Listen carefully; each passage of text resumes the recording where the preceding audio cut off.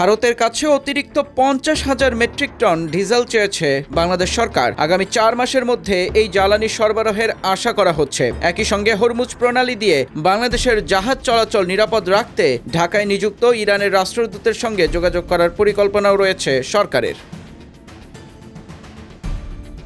অতিরিক্ত ডিজেল সরবরাহের বিষয়টি নিয়ে অর্থমন্ত্রী আমির খসরু মাহমুদ চৌধুরী ও ঢাকায় ভারতের হাই কমিশনার প্রণয় ভার্মার মধ্যে এক বৈঠকে আনুষ্ঠানিক আলোচনা হয়েছে। বৈঠকে দুই দেশের অর্থনৈতিক ও জ্বালানি সহযোগিতা জোরদার করা এবং চলমান উন্নয়ন প্রকল্প নিয়েও কথা হয়। বিদ্যুৎ ও জ্বালানি বিভাগের জ্বালানি ও খনিজ সম্পদ বিভাগের সচিব মোহাম্মদ সাইফুল ইসলাম নিশ্চিত করেছেন যে হরমুজ প্রণালী দিয়ে জ্বালানি সরবরাহে সম্ভাব্য বিঘ্নের আশঙ্কার মধ্যে পাইপলাইনের মাধ্যমে সরকার আনুষ্ঠানিকভাবে ভারতের কাছে অতিরিক্ত 50,000 মেট্রিক টন ডিজেল চেয়েছে। এদিকে আগামী 11ই মার্চ প্রণয় ভার্মা বিদ্যুৎ ও জ্বালানি মন্ত্রী ইকবাল হাসান মাহমুদ টুকুর সঙ্গে বৈঠক করবেন। সেখানে জ্বালানি সহযোগিতা বাড়ানো এবং অতিরিক্ত ডিজেল সরবরাহের ব্যবস্থা নিয়েও আলোচনা হওয়ার কথা রয়েছে।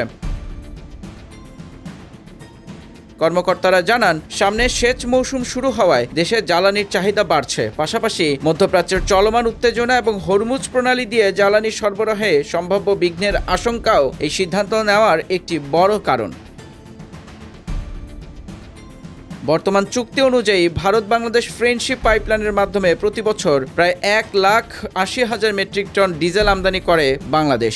ভারতের নুমালীগড় রিফাইনারি থেকে এই জ্বালানি সরবরাহ করা হয়। তবে গত 1 বছরে দুই দেশের সম্পর্কের কিছু টানাপোড়েনের কারণে এই সরবরাহ কিছুটা কমে গেছে।